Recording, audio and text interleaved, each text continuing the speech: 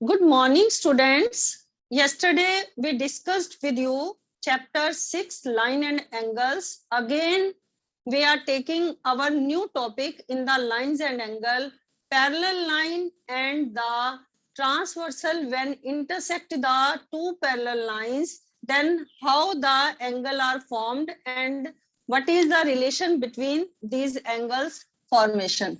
जैसे for example, I am taking the first drawing the figure. ये मैंने दो parallel lines draw किए हैं.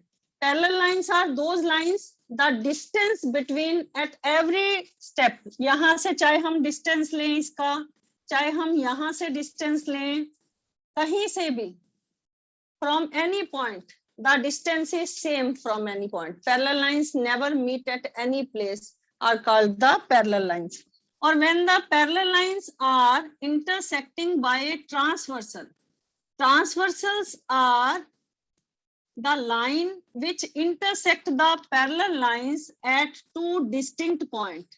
ये जो transversal है, ये parallel lines को दो points, दो distinct point के ऊपर intersect कर रहा है. जैसे for example ये A और B जो था, AB and CD are two parallel lines and T transversal intersect at point E and F. ये E और F point पर क्या कर रहा है? Intersect कर रहा है. Now the angle, कितने एंगल फॉर्म हुए मैं यहाँ पर ड्रॉ करके दिखा रही हूँ और फिर इसका रिलेशन बताते हैं आपको. Angle 1, angle 2, angle 3, angle 4 and this is angle 5, angle 6, angle 7 and this is angle 8. Now what is the relation between these 8 angles? से देखना इसको. यहाँ पर जो ट्रांसवर्सल के एक ही साइड जो बने हुए एंगल हैं,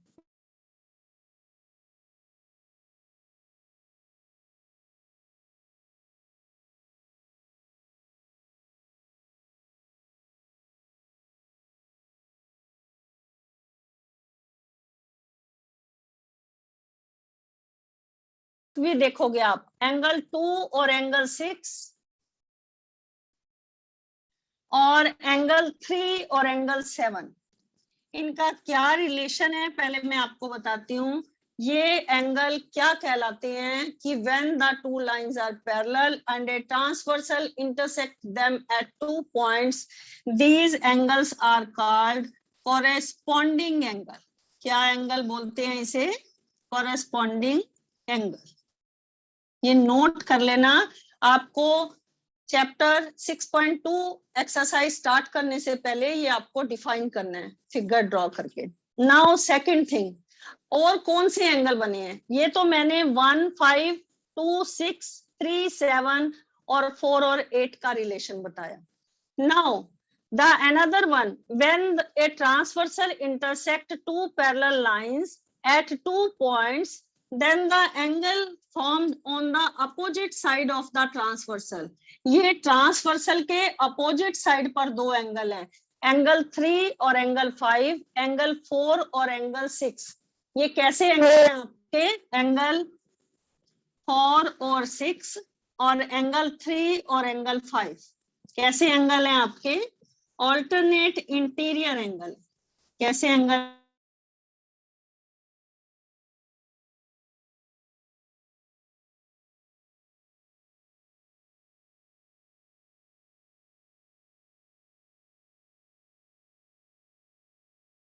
और 8 और 3 और 5 ये कहां पर बने हुए हैं? 4 और 8, 3 और 5 ये दोनों ट्रांसवर्सल के अपोजिट साइड पर बने हुए हैं.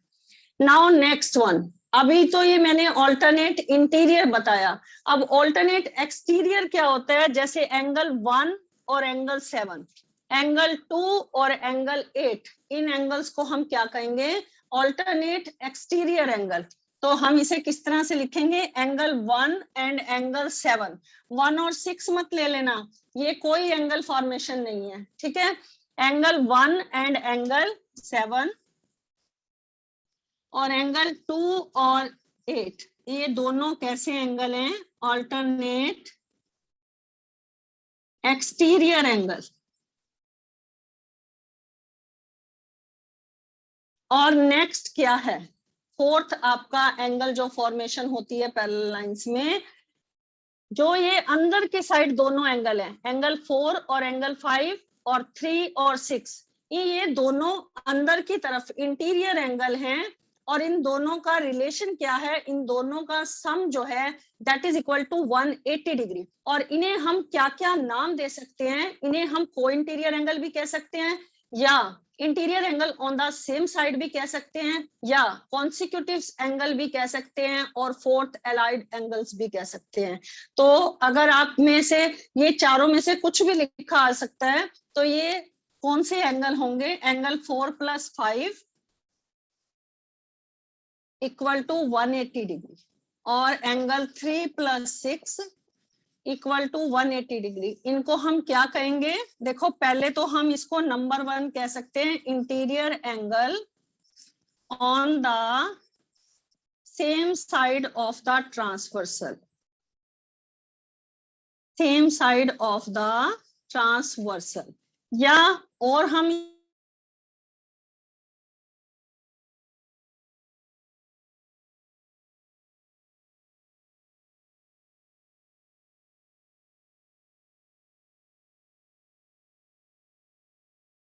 भी कह सकते हैं।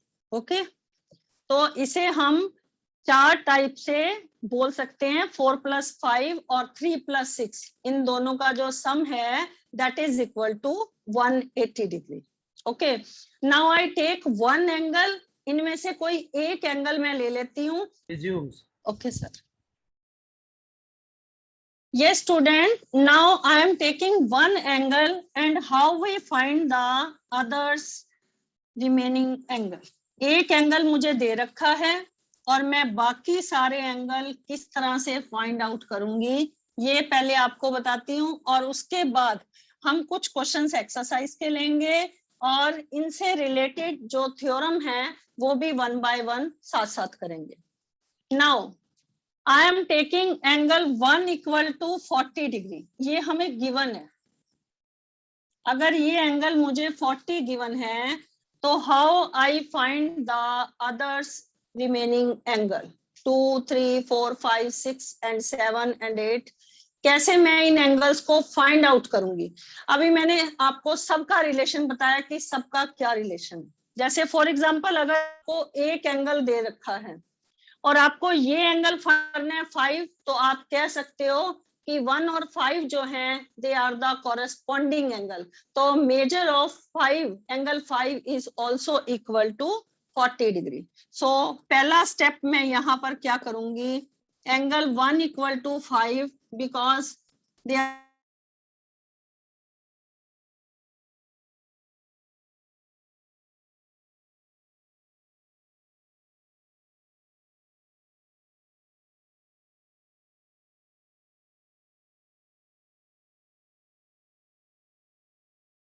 का क्या रिलेशन बताया था मैंने, these are the alternate interior angle. तो यहाँ पर सेकंड स्टेप लिखो, angle 3 equal to angle 5 alternate interior angle. तो एंगल 5 आपका 40 है, यहाँ पर 5 40 है, तो then angle 3 is also equal to 40 degree. अब आपका 3 भी आ गया। नाउ 3 और 6 का क्या रिलेशन है, they are interior angle on the same side of the transversal, या उसे आप को इंटीरियर एंगल शॉर्ट फॉर्म में भी लिख सकते हो। तो number 3, angle 3 plus angle 6 equal to 180 degree, these are co-interior angle. तो यहाँ पर एंगल 3 आपका 40 है, तो एंगल 6 आपका कितने डिग्री का आ गया, 180 minus 40 that is equal to 140 degree. तो आपका एंगल 6 आ गया 140। अब जैसे 3 और 5 ऑल्टरनेट हैं तो मेरा 6 एंगल फाइंड आउट हो गया है। तो 6 और 4 का रिलेशन क्या है, these are also the alternate interior angle. तो यहाँ पर फोर्थ लिखो, angle 6 equal to angle 4, alternate interior angle, alternate interior angle. तो अगर आपका एंगल 6 140 है तो then angle 4 is also equal to 140 degree. अब आपका 4 भी आ गया है। अब 6 और 2 का क्या रिलेशन है? They are the corresponding angle. Angle 2 और 6 कैसे एंगल हैं? Angle 2 equal to 6 corresponding angle. अगर आपको इस तरह से क्वेश्चन आ जाते हैं तो आपको सारे एंगल्स फाइंड आउट करने के लिए you have to given the reason also. Okay, तो एंगल 2 और 6 कैसे एंगल हैं? Corresponding angle. तो अगर आपका 6 एंगल 140 आया है तो then angle 2 is also equal to 140। अब रह गए आपके दो एंगल और रह गए। कौन कौन से? एक तो 7 रह गया और एक 8 रह गया। तो 7 और 8 का किसके साथ क्या रिलेशन है? 1 और 7 कैसे एंगल हैं? ये alternate exterior angle, alternate exterior angle है। तो अगर आपका एंगल 140 है तो 7 इज ऑल्सो इक्वल टू 40। अब आपका 7 भी आ गया। और 2 और 8 का क्या रिलेशन है? अभी आपने 2 एंगल फाइंड किया है और एंगल 2 और 8 कैसे एंगल हैं? These are the alternate exterior angle. तो यहाँ पर लिखो angle 2 equal to angle 8 alternate exterior angle. So if your angle is angle 2 is 140 degree, अगर आपका angle 2 140 है, angle 8 is also equal to 140. So if you have given one angle in the parallel lines के parallel lines में अगर एक transversal intersect कर रहा है and you have given the one angle, then how you will find the remaining angles? मैंने आपको proper method use करके कि इनका क्या relation था सबके साथ, ये मैंने आपको find out करना बताया। Now I will take one question first, 1 or 2 questions of your exercise, क्योंकि जब आपको क्वेश्चन समझ आ जाएंगे तो थ्योरम बहुत इजीली समझ आएंगे, उसे हम बाद देंगे। First I will take the exercise question 6.2 exercise का first and second question I am taking.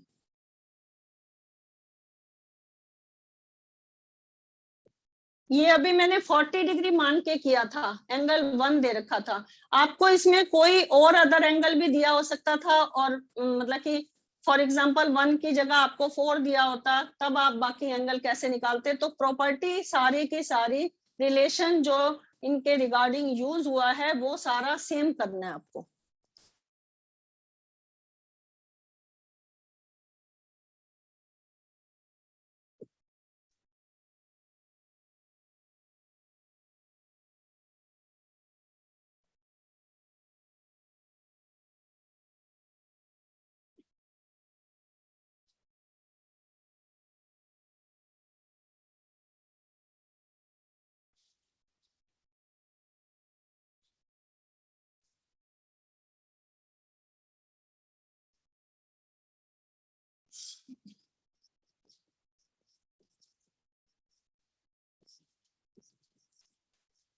Exercise 6.2, first question you will see, find the value of x and y and then prove that, और आपको prove करना है कि ये lines parallel हैं।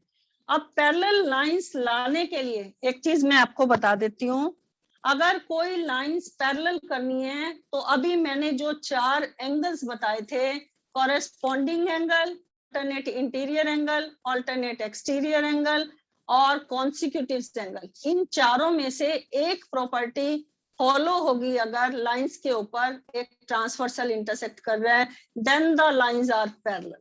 Parallel तभी होंगी अगर ये चारों एंगल जो मैंने अभी आपको बताए, इन चारों में से any one of the property मतलब कि सेटिस्फाई करेगी अगर लाइंस में और ट्रांसवर्सल इंटरसेक्टिंग में, then you can say that lines are parallel.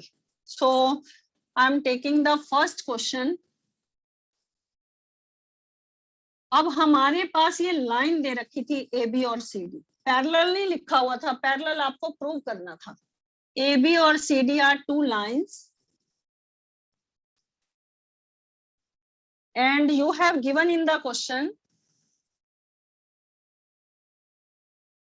क्या क्या दे रखा है आपको। You have given 50 degree, this angle is 50 degree, this is x and this is y, और ये दे रखा है आपको 130 डिग्री। ठीक है, नाउ हम कैसे प्रूव करें कि ये लाइंस हमारी पैरेलल है। अगर हमारा x और y दोनों एंगल सेम आ जाते हैं, उनका रिलेशन से मतलब कि कोई ना कोई ऑल्टरनेट इंटीरियर ऑल्टरनेट एक्सटीरियर या कॉन्सिक्यूटिव एंगल या interior angle on the same side या फिर लास्ट कॉरेस्पॉन्डिंग एंगल, इन चारों में से अगर कोई भी सेटिस्फाई होता है then you can say then the lines are parallel. तो इसमें हम कैसे लाएंगे, अब हमारा ये जो CD है और ये ट्रांसवर्सल है, ये इसे यहाँ पर इंटरसेक्ट कर रहा है, यहाँ पर इंटरसेक्ट कर रहा है, तो देन y और 130 डिग्री ये कैसे एंगल है, ये एंगल है आपके वर्टिकली अपोजिट एंगल। तो ये एंगल y आपका कितने डिग्री का आ गया, 130 डिग्री का आ गया। नाउ सी 50 और x ये कैसे एंगल हैं, क्योंकि ये ट्रांसवर्सल, ये पूरा एक ट्रांसवर्सल है और ये रे इसे इंटरसेक्ट कर रही है, ये जो रे है ये इसे इंटरसेक्ट कर रही है। तो दो एडजेसेंट एंगल जो फॉर्म होते हैं एक लाइन के ऊपर, अगर एक लाइन को दो एक रे कट कर रही हो तो जो दो एंगल फॉर्मेशन होती है उन दोनों का जो सम होता है that is equal to 180 degree forming linear pair. तो यहाँ पर लिखो 50 plus x equal to 180 degree forming linear pair. So the value of x equal to 180 minus 50, that is equal to 130 degree. Now see what is the relation between x and y now. अब x और y angle दो parallel, दो lines, अभी मैं parallel नहीं बोलूंगी, parallel लाने के लिए मुझे कोई ना कोई प्रॉपर्टी यहाँ पर सेटिस्फाई करनी पड़ेगी, मैंने आपको पहले ही बताया। अब यहाँ पर there are two lines AB and CD। Sorry, X angle भी आपका 130 आ रहा है और वाई भी आपका क्या आ रहा है 130। तो ये दोनों एंगल आपके इक्वल आ रहे हैं और ट्रांसवर्सल के दोनों क्या हैं, अपोजिट साइड पर हैं। एक्स इधर है और वाई इस साइड पर है, दोनों अपोजिट साइड पर हैं। If in the two lines a transversal intersect two lines such that the opposite angle are equal and they are forming the alternate interior angle, so then you can say the AB line is parallel to CD। तो हमें ये पूरा लिखना पड़ेगा, if two lines intersect at 2 points such that angle x equal to angle y forming alternate interior angle। ये कैसे angle, क्योंकि ये दोनों एंगल बराबर आ रहे थे और इनका जो दोनों का रिलेशन आ रहा था वो था ऑल्टरनेट इंटीरियर एंगल। तो अगर ये ऑल्टरनेट इंटीरियर एंगल फॉर्म कर रहे हैं then you can say then the lines are parallel. तो कौन सी लाइंस थी, AB parallel to CD। I hope आपको ये फर्स्ट क्वेश्चन इजीली समझ आ गया होगा कि लाइनें पैरेलल करने के लिए मैंने यहाँ पर किस तरह से पहले y फाइंड किया, y और 130 का रिलेशन क्या है, these are the vertically opposites angle। और x और 50 का क्या रिलेशन है, these are for क्योंकि एडजेसेंट एंगल हैं दोनों, ये रे से कट कर रही है एक लाइन के ऊपर, ये फॉर्म हो रहे हैं, तो ये दोनों कैसे एंगल हैं, लीनियर पेयर हैं। तो अगर मैंने इन दोनों का सम किया तो that is equal to 180। So angle x भी आपका क्या आ गया 130। If the two lines intersected by a transversal and the angle formation here X और वाई जो है, these are the equal angles forming alternate interior angle, then you can say the lines are parallel.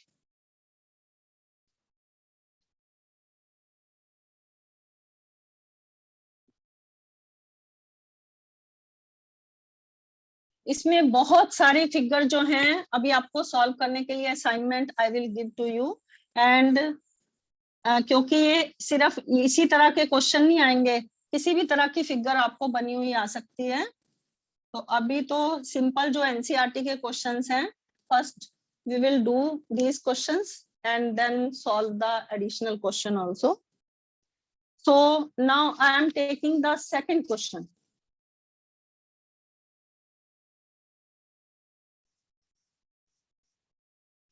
Now if एक theorem ये भी है, theorem बाद में करा रही हूं मैं, तो अब जो थ्योरम यहाँ पर यूज होनी है, अगर एक लाइन सेकंड लाइन के पैरेलल है, then it is parallel to the another line also. ये भी एक थ्योरम है, प्रूव करके आपको बताऊंगी। अभी यहाँ पर एक से ज्यादा लाइनें पैरेलल दे रखी है, A B parallel to C D and C D parallel to E F.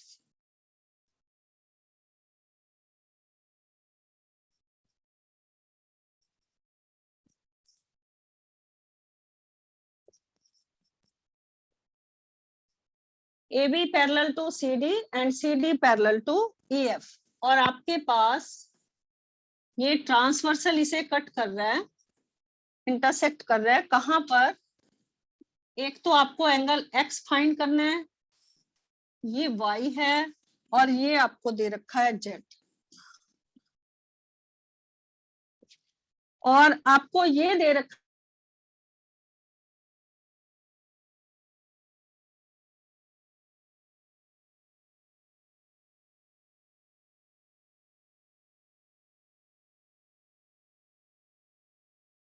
ये एंगल, और आपको फाइंड क्या करना है? You have to find in this question value of X।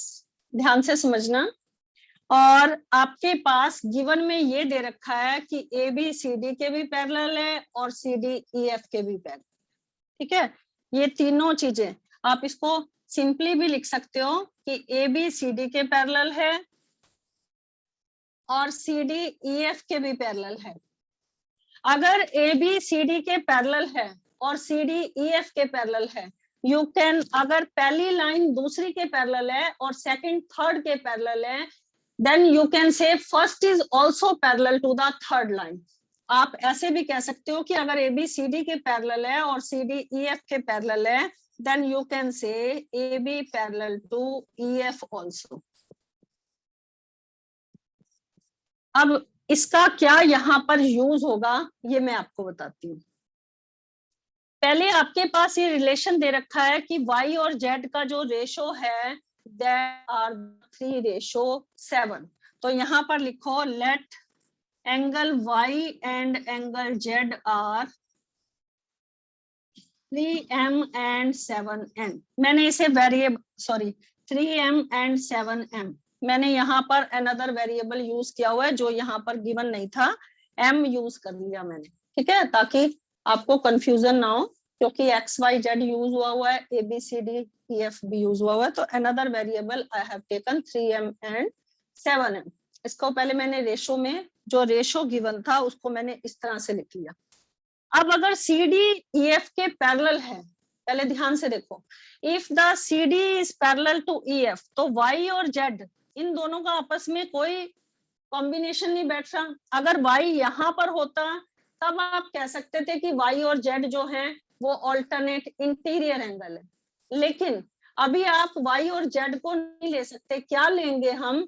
मैंने यहाँ पर लिखा था कि AB पैरेलल टू CD और CD parallel to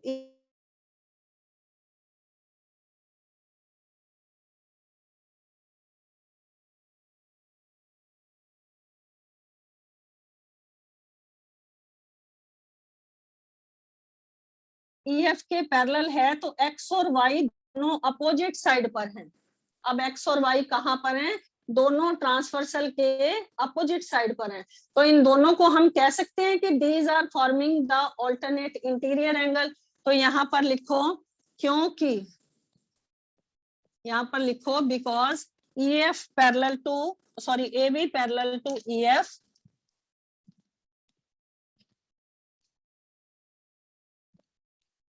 AB parallel to EF, so angle X equal to angle Z, alternate interior angle.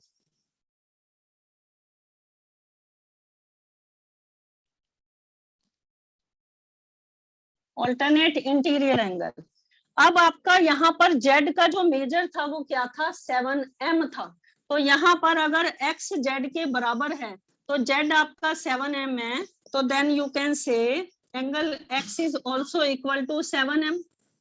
ठीक है, अब हमारा अगर ABCD के पैरेलल है, if AB parallel to CD, और अगर ये ट्रांसवर्सल इसे इंटरसेक्ट कर रहा है तो X और Y का क्या रिलेशन है, X और Y both are the co interior angle. तो यहाँ पर लिखो X plus Y equal to 180 degree forming, forming मत लिखो, यहाँ पर सिंपली लिख सकते हो को इंटीरियर एंगल, या interior angle on the same side भी आप लिख सकते हो। अब आपका X जो है वो 7m है और Y क्या है आपका यहाँ पर 3m है, तो यहाँ पर 7m plus 3m 10m equal to 180 degree. तो m की वैल्यू क्या आ जाएगी, 180 अपॉन में 10, ये आ गया आपका 18। आपके पास m की वैल्यू क्या आ गई, 18। नाउ आपको सिर्फ इस क्वेश्चन में x की वैल्यू फाइंड करनी थी। अभी मैंने x की वैल्यू यहाँ पर लिखी थी कि x और z जो है वो अल्टरनेट इंटीरियर एंगल है, तो z आपका 7m है, तो यहाँ पर x की वैल्यू फाइंड करनी है क्योंकि एंगल x आपका 7m है, तो यहाँ पर m की वैल्यू आपकी 18 आई है, 18 7 जा 126। तो यहाँ पर आपका एंगल x का मेजर कितना आ गया, 126। रिपीट करूंगी इस क्वेश्चन को पहले, उसके बाद we will take the next question. दोबारा से देखो इस क्वेश्चन को, AB parallel to CD, it is given to you in the question, और CD पैरेलल टू EF, ये भी आपको दोनों चीजें क्या है, गिवन है। और एक आप ये student, if AB parallel to CD and CD parallel to EF, अगर ये दोनों पैरेलल हैं, if one line is parallel to the second line and second line is parallel to the third line, then you can say first is also parallel to the third also, so you can say AB parallel to EF also। ये मैंने यहाँ पर पूरा clear करके लिखा है। and you have given the ratio Y and Z, क्योंकि CDEF के पैरेलल है तो Y और Z का यहाँ पर कोई कोऑर्डिनेशन नहीं है। अगर Y यहाँ पर होता then you can say Y और Z, क्योंकि अपोजिट साइड पर हो जाते तो then you can say that these are the alternate interior angle। लेकिन अभी आप Y और Z को सिर्फ लेट करेंगे कि ये 3m और 7m, इसको लेट करने से क्या हो गया, अब हमारा AB EF के भी पैरेलल था और ये ट्रांसवर्सल इसे इंटरसेक्ट कर रहा था, तो X और Z ये अपोजिट साइड पर एंगल बने हुए हैं, these are the alternate interior angle। तो आपका Z एंगल जो है वो 7m है, तो हमारा X भी क्या हो जाएगा, 7m हो जाएगा। नाउ ABCD के पैरेलल है, ये आपके पास गिवन था, यहाँ पर लिख दो, ये आपके पास गिवन था, और एंगल X प्लस Y ये दोनों एक ही साइड बने हुए एंगल हैं, तो these are the co interior angle. तो X plus Y equal to 180, these are the co interior angle. तो हमारा X का मेजर मैंने यहाँ पर लिखा था 7m, और Y आपका कितने डिग्री का है, यहाँ पर 3m। तो यहाँ पर दोनों को प्लस करेंगे तो इन दोनों का जो प्लस है that is equal to 180 degree, and we find the value of m that is equal to 18 degree. m की वैल्यू आ गई हमारी, और m की वैल्यू फाइंड आउट करने के बाद, क्योंकि हमें y और z की यहाँ पर वैल्यू नहीं चाहिए थी, सिर्फ क्वेश्चन में ये कह रखा था कि you have to find the value of x, तो हम x की वैल्यू कैसे फाइंड करेंगे? x हमारा 7m के बराबर था, तो यहाँ पर मैंने m की जगह पुट कर वैल्यू सब्स्टिट्यूट कर दी 18, so 18 into 7 that is equal to 126 degree. तो हमें x की वैल्यू यहाँ पर फाइंड करनी थी। Now student, next some more questions we will take it in the next lecture, and if you have any doubt regarding this question जो मैंने आज आपको टॉपिक कराया है, parallel lines and the transversal when intersect at two or more points, कहीं पर भी इसको intersect करते हैं, तो how the angles are formed and what are their relation between the angles, ये आज मैंने आपको कराया है। You will try the remaining question yourself. आप try करके देखना third, fourth और fifth question. Otherwise, we will take it this question Monday in the Monday lecture. Now, please ask any doubt.